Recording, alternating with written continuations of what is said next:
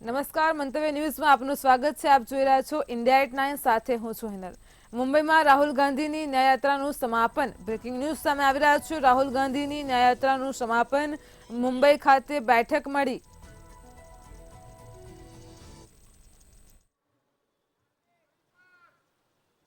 आपका एयरपोर्ट मुंबई का एयरपोर्ट है ना।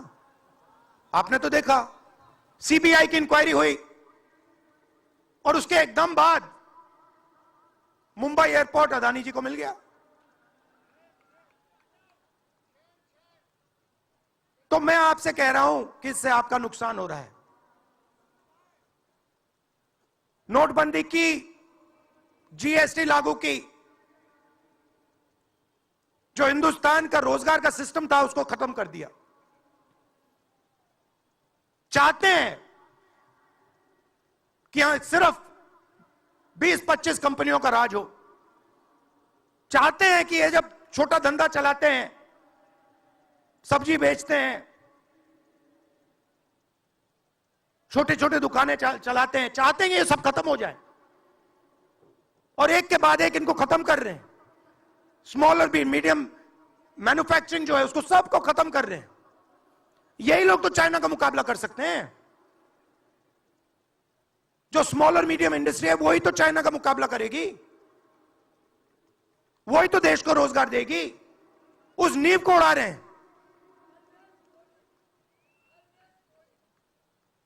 और आपको खड़ा होना पड़ेगा। आपके बिना काम नहीं बनने वाला। आप हो भारत माता, आप सब भारत माता हो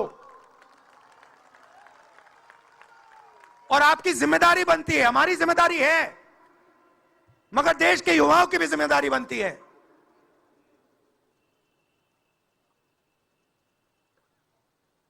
पूरा देश अग्निवीर के खिलाफ है। मैं 4000 किलोमीटर चला, एक युवा ने मुझे नहीं कहा कि अग्निवीर अच्छा लगता है।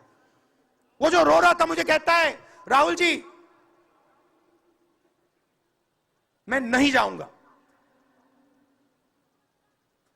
मैं नहीं जाऊंगा, मैं अग्निवीर नहीं बनूंगा। और फिर मुझे कहता है, राहुल जी जहां पे पहले हम दौड़ने जाते थे वो सब खाली पड़ा है। यात्राओं से मुझे बहुत सीखने को मिला। दर्द भी हुआ, चोट भी लगी,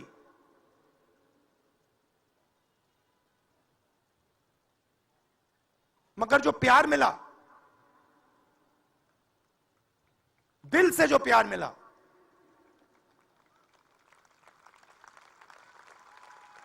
वो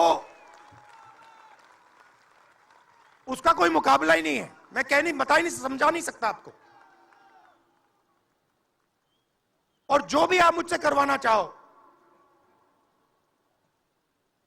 जहां भी आप मुझे बुलाना चाहो,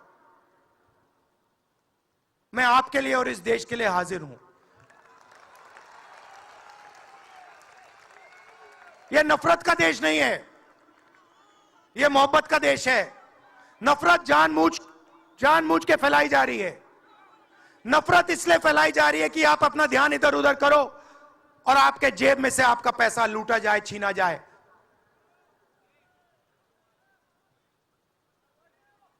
तो नफरत को नहीं फैलने दो।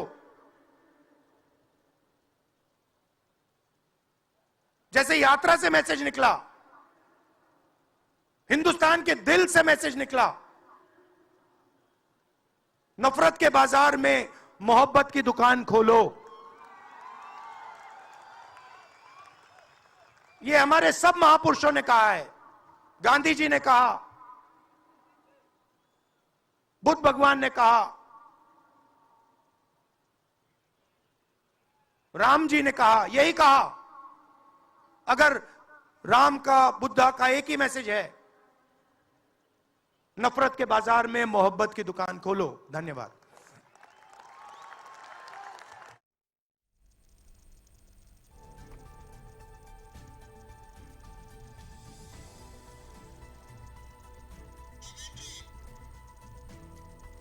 રાહુલ ગાંધીની મુંબઈમાં ભારત જોડો ન્યાયયાત્રાનું સમાપન.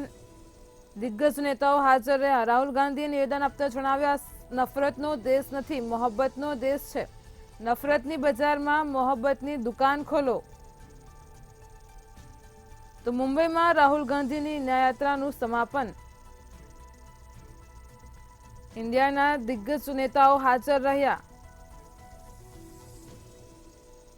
વિપક્ષના નેતાઓએ સરકાર પર પ્રહાર કર્યા.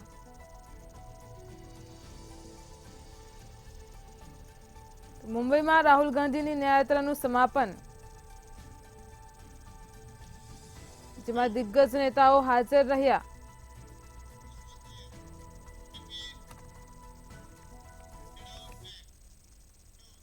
જમ્મુ કાશ્મીરના પૂર્વ સીએમ ફારૂક અબ્દુલ્લાએ કોંગ્રેસની ભારત જોડો ન્યાયયાત્રાના સમાપન પર મુંબઈમાં યોજાયેલી બેઠકમાં સરકાર પર આકરા પ્રહારો કર્યા હતા. તેમણે કહ્યું, દેશના યુવાનો બેરોજગાર છે, સરકાર તેમને કામ આપી શકતી નથી. આ રેલીમાં રાહુલ ઉપરાંત તમિલનાડુના મુખ્યમંત્રી એમ.કે. સ્ટાલિન, આરજેડી, સમાજવાદી પાર્ટી, શિવસેના, યુબીટી, એનસીપી, શરદ જૂથ, આમ આદમી પાર્ટી સહિત ઇન્ડિયા બ્લોકના અન્ય પક્ષોના નેતાઓ હાજર હતા. શિવાજી પાર્ક આ રેલીને વિપક્ષ દ્વારા શક્તિ પ્રદર્શન માનવામાં આવી રહ્યું છે.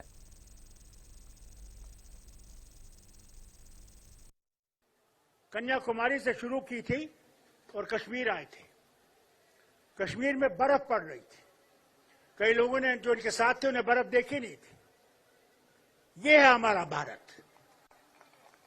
कश्मीर से कन्याकुमारी और मणिपुर से मुंबई, ये भारत है. याद रखिएगा कि आप वोट जो आपके पास है वो वोट उनका है, उनका खून लगा है उन्हें जिन्होंने इस भारत को आजाद किया. कभी भूलिए नहीं. वो सो गए मगर एक काम आपके लिए छोड़ गए कि इस भारत को बचाना है, इस भारत को सबके लिए रखना है. वो हिंदू हो, मुसलमान हो, सिख हो, ईसाई हो, बौद्ध हो, जो भी है वो भारतीय है, भारतीय है, भारतीय है. इससे बड़ी बात यह है, उस वोट का आपको बचाना है. ये मशीन जो है ये चोर है. मेहरबानी करके उस मशीन को देखिएगा. जब आप अपना बटन दबाएं, जो कागज वहां से लिखेगा वो देखिए कि आपका वोट उसमें है या दूसरा वोट गया है. हमने बहुत शोर किया, कहा वापस कागज का लाओ, इस मशीन को हटाओ. मुझे उम्मीद है जब इंडिया गठबंधन की गवर्नमेंट आएगी उसमें यह मशीन खत्म हो जाएगी. और दूसरी बात होगी, इलेक्शन कमीशन जो है वो आजाद हो जाएगा. કોંગ્રેસની ભારત જોડો ન્યાયયાત્રાના સમાપન પર મુંબઈમાં યોજાયેલી રેલીમાં રાહુલ ઉપરાંત તમિલનાડુના મુખ્યમંત્રી એમ.કે. સ્ટાલિન, આરજેડી, સમાજવાદી પાર્ટી, શિવસેના, એનસીપી, શરદ જૂથ, આમ આદમી પાર્ટી સહિત ઇન્ડિયા બ્લોકના અન્ય પક્ષોના નેતાઓ શિવાજી પાર્કમાં હાજર રહ્યા. આ રેલીને વિપક્ષ દ્વારા શક્તિ પ્રદર્શન માનવામાં આવી રહ્યું. તો આ અંગે મુંબઈમાં પીડીપીના વડા મહેબૂબા મુફ્તીએ પણ નિવેદન આપ્યું છે. राहुल जी, इस मुल्क ने, हिंदुस्तान ने गांधी जिसका नाम है उससे बड़े बड़े इम्तिहान लिए, बड़ी बड़ी कुर्बानियां ली हैं. चाहे वो महात्मा गांधी जी हो जिन्होंने आजादी की लड़ाई लड़ने के बाद इस मुल्क की आत्मा को बचाने के लिए अपनी जान दी, चाहे आपकी दादी इंदिरा जी हो जिसने इस मुल्क के लिए आखिरी कतरा खून का दिया, चाहे आपके पिताजी राजीव गांधी जी हो जिन्होंने इस मुल्क को अपने खून से सींचा. इसलिए आपके ऊपर ये जो भार है, ये जो जिम्मेदारी है, ये इसलिए आई है कि आपके नाम के पीछे गांधी नाम है, जिससे बीजेपी के लोग बहुत डरते हैं और आगे भी डरेंगे. आज मैं देख रही हूं यहां हम अलग अलग सोच, अलग अलग विचार के लोग जमा हो गए हैं. यही हिंदुस्तान है, यही भारत है जहां अलग अलग सोच होती है. यही हमारे संविधान ने हमें इख्तियार दिया है, अधिकार दिया है कि हम सबको मिलजुल के रहने का.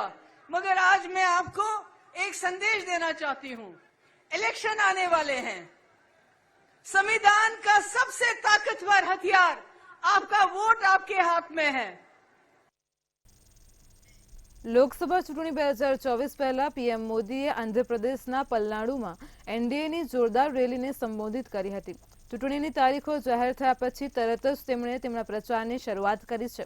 પીએમ મોદીએ જણાવ્યું હતું કે અમારું એનડીએ ગઠબંધન પ્રાદેશિક આકાંક્ષાઓ અને રાષ્ટ્રીય પ્રગતિ બંનેને ધ્યાનમાં રાખીને આગળ વધે છે। આ ચૂંટણીમાં ભાજપના સાથી પક્ષો વધી રહ્યા છે, એનડીએને મજબૂત કરી રહ્યા છે। એનડીએનો ઉદ્દેશ્ય વિકસિત આંધ્રપ્રદેશનું નિર્માણ કરવાનો છે। વિકસિત ભારત માટે આંધ્રપ્રદેશમાં એનડીએની ડબલ એન્જિન સરકાર સાથે અહીં વિકાસને વધુ વેગ મળશે। ત્યારે વધુમાં પીએમ મોદીએ શું કીધું, આવો સાંભળીએ। हमारी सरकार के 10 साल में 25 करोड़ लोग गरीबी से बाहर निकले हैं। पूरी दुनिया में एनडीए सरकार के विकास कार्यों की चर्चा हो रही है। एनडीए सरकार ने आंध्र प्रदेश में गरीबों को पीएम आवास योजना के करीब 10 लाख घर दिए हैं। यहां पलनाडु में गरीबों को करीब 5,000 पक्के घर बनाकर दिए गए हैं। जल जीवन मिशन के तहत आंध्र प्रदेश के करीब 1 करोड़ परिवारों तक नल का कनेक्शन पहुंचा है। आयुष्मान भारत योजना के तहत यहां 1.25 करोड़ से ज्यादा गरीबों ने अपना मुफ्त इलाज कराया है। आज एनडीए सरकार की वजह से यहां पलनाडु के 5 लाख से ज्यादा जरूरतमंदों को मुफ्त राशन भी मिल रहा है। हमारी सरकार किसानों की छोटी छोटी जरूरतों को भी ध्यान रख रही है। पीएम किसान सम्मान निधि के तहत यहां पलनाडु के किसानों को 700 करोड़ रुपए से ज्यादा दिए गए हैं। यहां केंद्र सरकार की योजनाएं और बेहतर तरीके से लागू हो, इसके लिए आपको ज्यादा से ज्यादा संख्या में एनडीए के सांसद, एनडीए के विधायक, इनको जिताना है।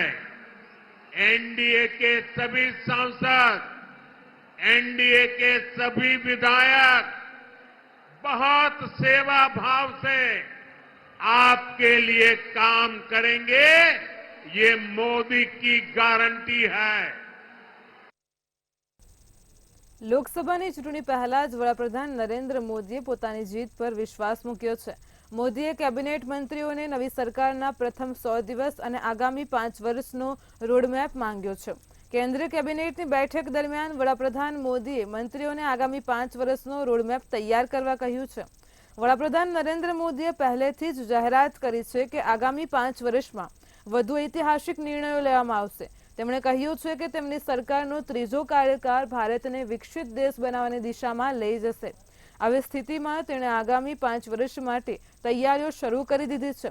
તો બેઠકની અધ્યક્ષતા કરતી વખતે પીએમ મોદીએ મંત્રીઓને તેમના સંબંધિત મંત્રાલયોના સચિવો અને अन्य અધિકારીઓને મળવા અને નવી સરકારના પ્રથમ 100 દિવસ અને આગામી 5 વર્ષના એજન્ડાને વધુ સારી રીતે કેવી રીતે સંચાલિત કરી શકાય તે અંગે ચર્ચા કરવા કહ્યું।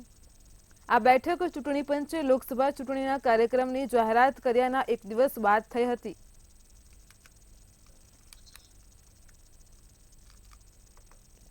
ભીમ આર્મી ચીફ ચંદ્રશેખર આઝાદે એસપી સુપ્રીમો અખિલેશ યાદવને ઘેરવાની યોજના બનાવી છે. નગીના સીટ આસપાને આપવાની વાત હતી, પરંતુ આ મુદ્દો ત્યારે ઊભો થયો જ્યારે સપાના મનોજ કુમારને નગીના બેઠક પરથી ઉમેદવાર બનાવવામાં આવ્યા.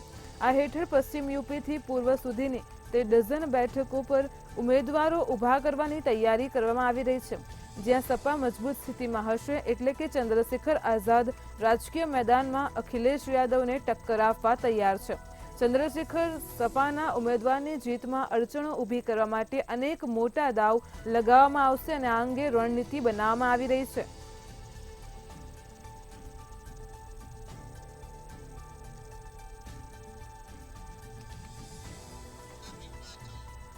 સપા સાથે ગઠબંધન ન થતા ચંદ્રશેખર ઉભા રાખશે ઉમેદવાર. યુપીનું રાજકારણ સામે આવી રહ્યું છે. ચંદ્રશેખર આઝાદના ઉમેદવાર સપાના વોટ કાપી શકે તેમ છે.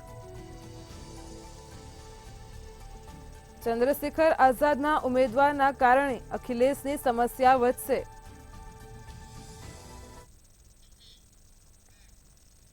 લોકસભા ચૂંટણી પહેલા છત્તીસગઢના પૂર્વ મુખ્યમંત્રી ભૂપેશ બઘેલની મુશ્કેલીઓ વધી ગઈ છે. મહાદેવ એપ કેસમાં તેમની સામે એફઆઈઆર નોંધવામાં આવી છે. પોલીસે ભૂપેશ બઘેલ વિરુદ્ધ છેતરપિંડી અને ગુનાહિત કાવતરું, વિશ્વાસભંગ અને બનાવટી અને ભ્રષ્ટાચાર નિવારણ અધિનિયમની કલમ 7 અને 11 સંબંધિત વિવિધ કલમો હેઠળ ભૂપેશ બઘેલ સહિત 21 લોકો સામે એફઆઈઆર દાખલ કરી છે. તો ઈડીએ 508 કરોડ રૂપિયાથી વધુના મહાદેવ એપ સટ્ટાબાજીના કેસમાં તાજેતરમાં દાખલ કરવામાં આવેલી પૂરક ચાર્જશીટમાં પૂર્વ મુખ્યમંત્રી ભૂપેશ બઘેલના નામનો ઉલ્લેખ કર્યો છે. આ ચાર્જશીટમાં જેલમાં બંધ કેસ કુરિયર અસીમ દાસ દ્વારા આપવામાં આવેલા અગાઉના નિવેદનને ટાંકીને કહેવામાં આવ્યું છે કે મહાદેવ એપના પૈસા માત્ર પૂર્વ મુખ્યમંત્રી ભૂપેશ બઘેલ માટે મોકલવામાં આવ્યા હતા.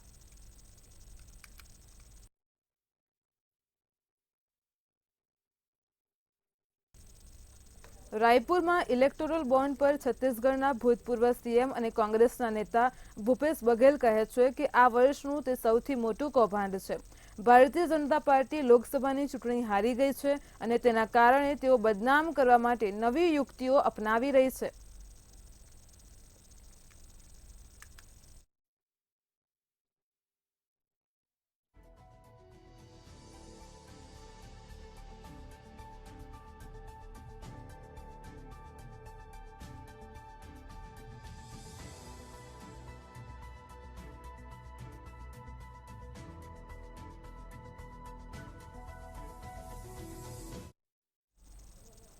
નોઈડા પોલીસે યુટ્યુબર એલ્વિસ યાદવની ધરપકડ કરી છે. સાપના ઝેરના સપ્લાય કેસમાં તેની ધરપકડ કરવામાં આવી છે.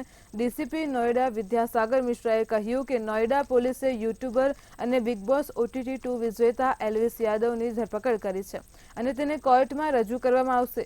દિલ્હી NCRમાં પાર્ટીઓમાં મનોરંજન માટે સાપનું ઝેર આપવા બદલ એલ્વિસ યાદવની સાથે અન્ય 5 સામે કેસ નોંધવામાં આવ્યો હતો. આ અંગે પશુ કલ્યાણ કાર્યકર્તાએ ફરિયાદ નોંધાવી હતી. તો પોલીસે આ કેસમાં અગાઉ એલ્વિસ યાદવની પણ પૂછપરછ કરી હતી અને કેસની તપાસ ચાલી રહી હતી. પોલીસે આ કેસમાં ઘણા આરોપીઓની ધરપકડ પણ કરી હતી, જેમાં આરોપીઓએ માહિતી આપી હતી કે એલ્વિસ યાદવની પાર્ટીઓમાં બદરપુરથી સાપ લાવવામાં આવ્યા હતા.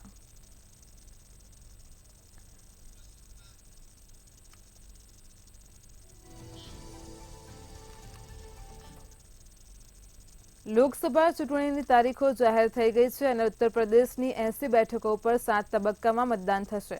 આ દરમિયાન મુલાયમસિંહ યાદવની પુત્રવધુ અને બીજેપી નેતા અર્પણા યાદવે યુપીના મુખ્યમંત્રી યોગી આદિત્યનાથ સાથે મુલાકાત કરી છે. અર્પણા યાદવની સીએમ યોગી સાથેની મુલાકાત બાદ યુપીમાં જોરદાર રાજકીય ગતિવિધિ ચાલી રહી છે. એવું માનવામાં આવે છે કે મુલાયમસિંહની પુત્રવધુ અપર્ણા યાદવ યુપીની કોઈપણ સીટ પરથી લોકસભાની ચૂંટણી લડી શકે છે.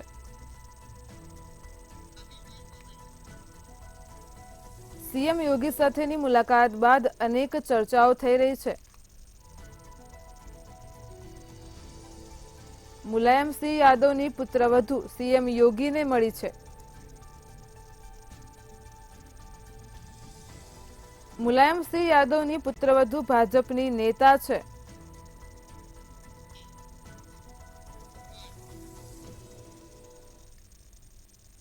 દિવંગત પંજાબી સિંગર સિદ્ધુ મૂસેવાલાના ઘરે ફરી એકવાર ખુશીઓ આવી છે. સિંગરની માતા ચરણ કૌરે પુત્રને જન્મ આપ્યો છે, તો સિદ્ધુના પિતા બલકૌર સિંહે પોતે સોશિયલ મીડિયા પર આ માહિતી આપી છે. તેના પિતાએ આજે 17 માર્ચ રવિવારે સોશિયલ મીડિયા પર નવજાત બાળક સાથેની તસવીર શેર કરી અને આ માહિતી આપી છે.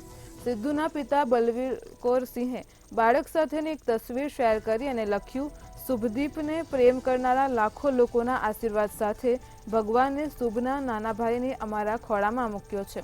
વાહેગુરુના આશીર્વાદથી પરિવાર સ્વસ્થ છે. મુસેવાલાનું સાચું નામ શુભદીપસિંહ સિંધુ હતું. તો સિદ્ધુ મુસેવાલાના કાકાએ મીડિયાને સિદ્ધુની માતા ચરણ કૌરની પ્રેગ્નન્સીના સમાચાર આપ્યા હતા. આ સાથે તેણે એ પણ માહિતી આપી હતી કે ચરણ કૌર માર્ચ મહિનામાં બાળકને જન્મ આપશે. આ પછી હવે 58 વર્ષની ઉંમરે ચરણ કૌરે પુત્રને જન્મ આપવા માટે IVF ટેકનિકનો ઉપયોગ કર્યો છે.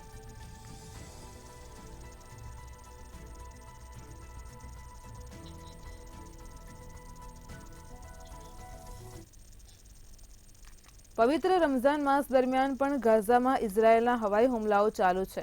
ઇઝરાયેલે ગાઝાના નુસરત કેમ્પ પર હવાઈ હુમલો કર્યો હતો. આ હુમલામાં 2 બાળકો અને 3 મહિલાઓ સહિત ઓછામાં ઓછા 7 લોકોના મોત થયા છે, જ્યારે 24 કલાકમાં 150 લોકો માર્યા ગયા છે. નુસરત કેમ્પની સાથે સાથે ઇઝરાયેલે ગાઝાના અન્ય ઘણા શહેરો પર પણ મિસાઇલ હુમલા કર્યા છે. છેલ્લા 24 કલાકમાં ઇઝરાયેલના હુમલામાં 150 પેલેસ્ટીનોના મોત થયા છે, જ્યારે 100થી વધારે લોકો ઘાયલ થયા છે. માર્યા ગયેલા પેલેસ્ટીનોમાં ઘણા ઉપવાસ કરનારા હતા. રફાહમાં જમીની સૈન્ય કાર્યવાહી શરૂ કરવાની તૈયારી કરી રહેલા ઇઝરાયેલે પોતાની તૈયારીઓની ચકાસણી કરવા માટે આ હુમલો કર્યો છે. તે જ સમયે સંયુક્ત રાષ્ટ્રોએ ઇઝરાયેલને રફાહમાં સૈન્ય કાર્યવાહી ન કરવાની અપીલ કરી છે. વાસ્તવમાં પેલેસ્ટાઇનની 23 લાખની વસ્તીમાંથી 13 લાખ લોકોએ ઇઝરાયેલના હુમલાથી બચવા માટે રફાહમાં શરણ લીધી છે. જો ઇઝરાયેલ ઇજિપ્ત અને ગાઝાની સરહદ પર સ્થિત રફાહમાં જમીની સૈન્ય કાર્યવાહી શરૂ કરે તો ભારે તબાહી નિશ્ચિત છે. અમેરિકા સહિત મોટાભાગના દેશોએ પણ ઇઝરાયેલને રફાહમાં પોતાના સૈનિકો ન મોકલવાની અપીલ કરી છે.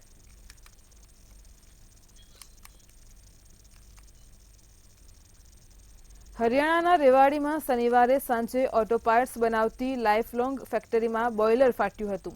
શનિવારે સાંજે કર્મચારીઓ રાબેતા મુજબ ફેક્ટરીમાં કામ કરી રહ્યા હતા. અચાનક જોરદાર વિસ્ફોટ થયો હતો. ફેક્ટરીમાં બ્લાસ્ટની માહિતી મળ્યા બાદ અનેક એમ્બ્યુલન્સ ફેક્ટરી પર પહોંચી હતી. આ ઉપરાંત ફાયર બ્રિગેડની ગાડીઓને પણ ઘટના સ્થળે બોલાવવામાં આવી હતી. એક પછી એક દાઝેલા કર્મચારીઓને બહાર કાઢીને ટ્રોમા સેન્ટર અને અન્ય હોસ્પિટલોમાં લઈ જવામાં આવ્યા હતા, જેમાંથી 40 જેટલા કર્મચારીઓને ગંભીર હાલતમાં રેવાડી શહેરના ટ્રોમા સેન્ટરમાં લાવવામાં આવ્યા હતા. આ ફેક્ટરી ધરુહેડા ઔદ્યોગિક વિસ્તારમાં બનેલી છે. કેટલાક ઘાયલોને ધરુહેડાની ખાનગી હોસ્પિટલમાં લઈ જવામાં આવ્યા હતા. અન્ય હોસ્પિટલોને એલર્ટ કરી દેવામાં આવી છે. ગંભીર દર્દીને રોહતક PGIમાં રિફર કરવામાં આવ્યો છે. અંદાજે 40 જેટલા કર્મચારીઓ દાઝી ગયા હોવાનો અંદાજ છે.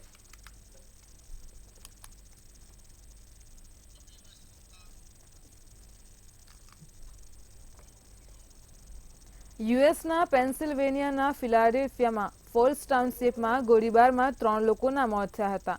ઘટનાને અંજામ આપ્યા બાદ આરોપી ન્યૂજર્સી ભાગી ગયો હતો. ત્યાં તેણે પોતાની જાતને એક ઘરમાં બંધ કરી દીધી હતી. આરોપીની ઓળખ 26 વર્ષીય આંદ્રે ગોર્ડન તરીકે થઈ છે. આરોપીએ પેન્સિલ્વેનિયામાં 2 અલગ અલગ જગ્યાએ તેના પરિવારના સભ્યોની હત્યા કરી હતી. આરોપીએ પહેલા લેવીટાઉનમાં ન્યૂ પોઇન્ટ લેન સ્થિત ઘરમાં ઘૂસીને તેની 52 વર્ષની શાવકીમાં અને 13 વર્ષની બહેનની ગોળી મારીને હત્યા કરી નાખી. ત્યારબાદ તે સવારે 9 વાગ્યાની આસપાસ લેવીટાઉનમાં એક ઘરે ગયો અને 25 વર્ષીય ટેલર ડેનિયલ્સની હત્યા કરી હતી. તે તેના 2 બાળકોની માતા હતી. પેન્સિલ્વેનિયાની ફોલ્સ ટાઉનશીપ પોલીસે જણાવ્યું હતું કે આરોપીએ AR-15 સ્ટાઇલની એસોલ્ટ રાઇફલ વડે આ ઘટનાને અંજામ આપ્યો હતો. આ ઘટના બાદ પોલીસે નજીકના લોકોને તેમના ઘરના દરવાજા અને બારી બંધ કરીને પોતાને બચાવવાની સલાહ આપી છે.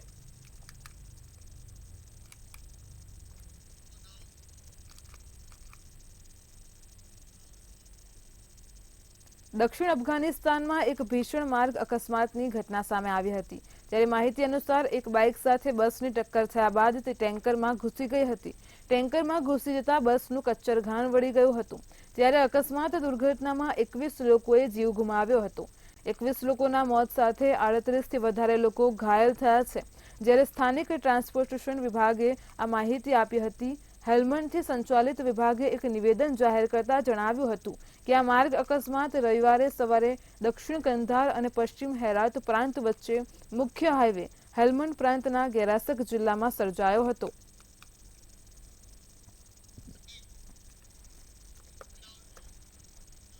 ઇન્ડિયા એટ 9 માં હાલ આટલું જ. વધુ સમાચારો માટે જોડાયેલા રહો મંતવ્ય ન્યૂઝ સાથે. નમસ્કાર.